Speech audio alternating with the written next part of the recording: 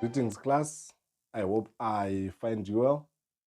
My name is Innocent Mapanda. Thank you for tuning into this channel.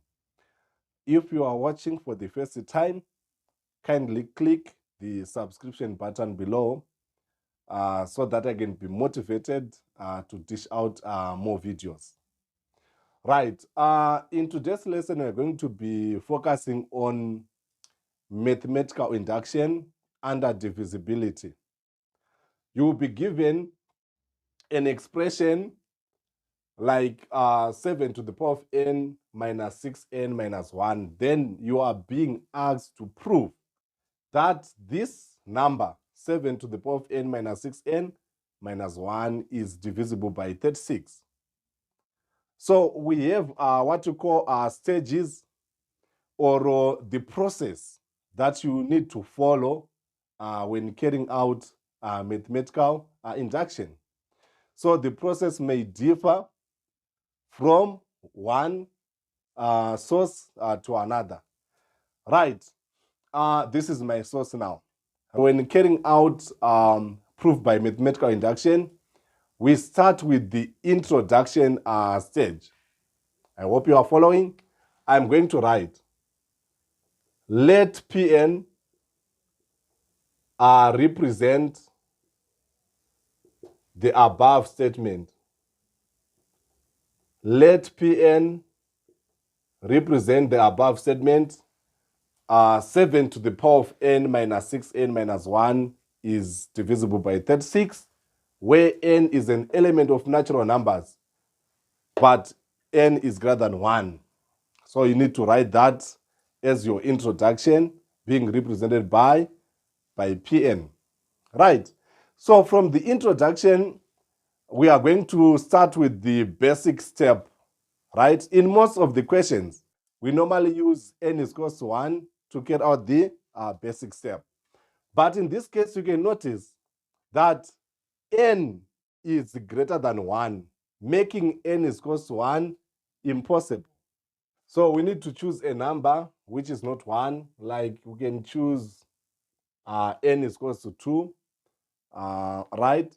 So for basic step, for Pn to be true, we need to substitute 2 on n, and the output or the outcome must produce a number which is divisible by 36.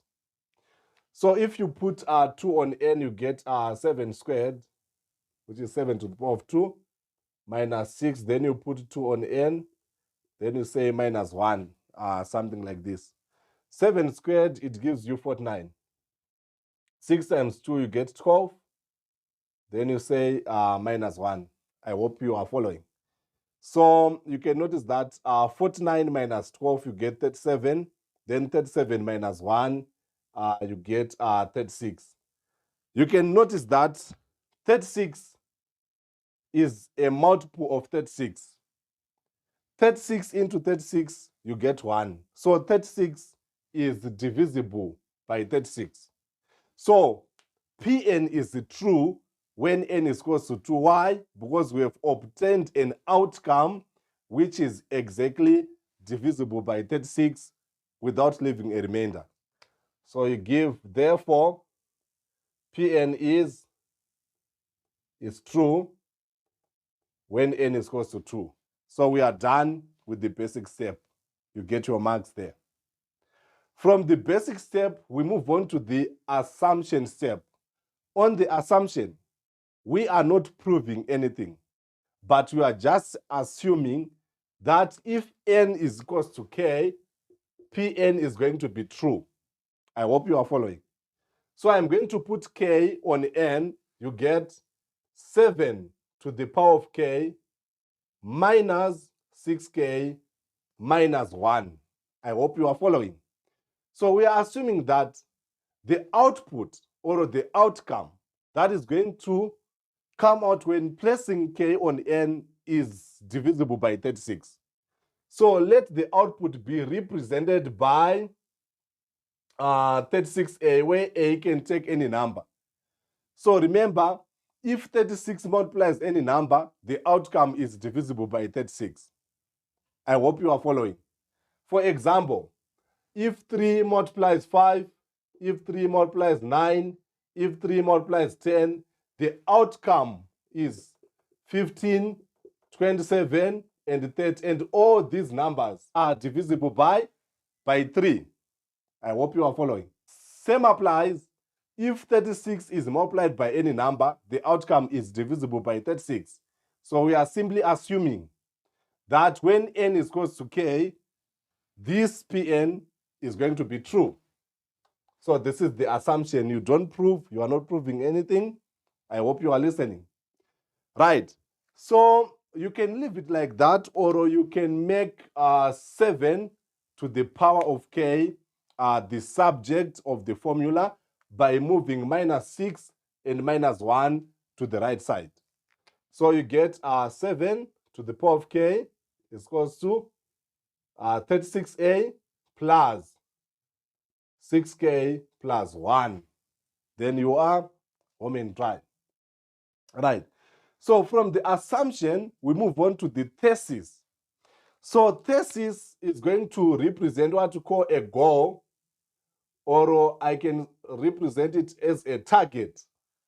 Right? Remember, we are going to carry out the inductive process. So for the inductive, you will be proving the inductive until the inductive stage matches with the thesis. So thesis is a goal or a target that when someone is carrying out the inductive step, you'll be trying to match the inductive step with the thesis step or the goal. Right. So on thesis here, I'm going to say let n be equals to k plus 1.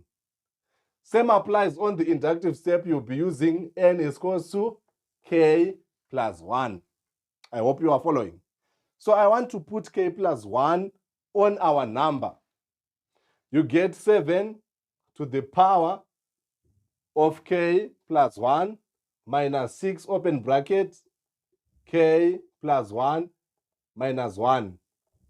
You need to get a number which is divisible by 36, and that number can be denoted by 36b, where b is any number.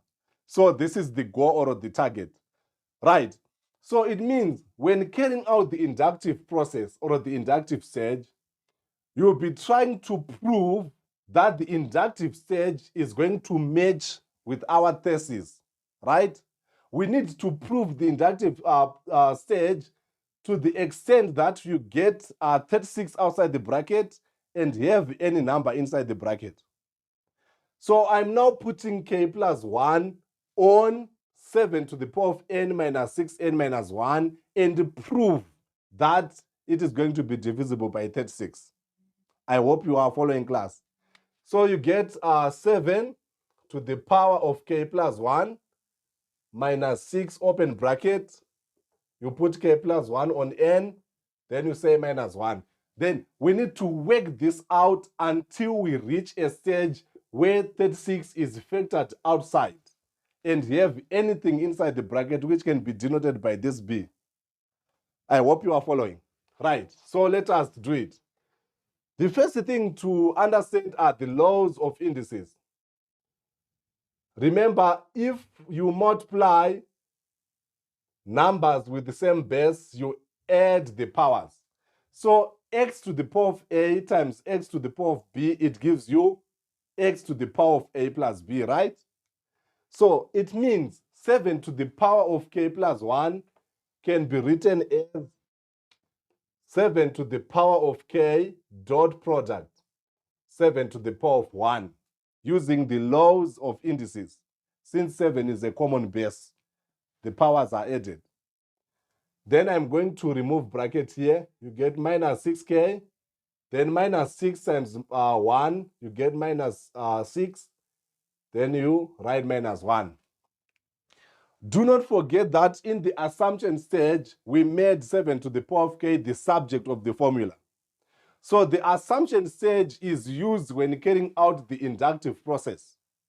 It means I'm going to substitute 36a plus 6k plus 1 on 7 to the power of k, taking it from the assumption stage. I hope you are following, class. Since 7 to the power of k and 36a plus 6k plus 1 are equal, we have the right to take this assumption and place it in 7 to the power of k to carry out our inductive. So 7 to the power of 1 is 7, so 7 is going to remain the same, but 7 to the power of k is going to be substituted by 36a plus 6k plus 1. Then you write here, this is minus 6k, right? Minus 6 minus 1, you get minus 7. So let us remove the bracket. What is 36 times 7? You get 252a plus 7 times 6k, it gives you 42k, right? Then 7 times 1 here, you get plus 7. Then minus 6k and minus 7 are not going to be affected by this 7 since they are not inside the bracket. So you write minus 6k and minus 7, something like this. Let us collect the like terms. You write 252a, right? 42k minus 6k, you get 36k. Then 7 minus 7, you get 0. So here I'm going to factor out 36. Remember, our goal or our target is to make that the inductive step reaches a stage where 36 is factored out and have B inside the bracket. I hope you are following. So 36 into 252, you get 7. So you are going to write 7a here. Then 36 into 36k, you'll be left out with k. And we have proved. Remember, 36 open bracket 7a plus k is good as 36 open bracket b, which is now matching our thesis stage, which was our goal or the target. I hope you are following, class. Right, so we are saying, therefore, Pn is true when n is equals to k plus 1. Right, so we are through with all the stages. Now you make your conclusion. You are saying, since Pn is true when n is equals to 2, n is equals to k, and n is equals to k plus 1, it is proved by induction,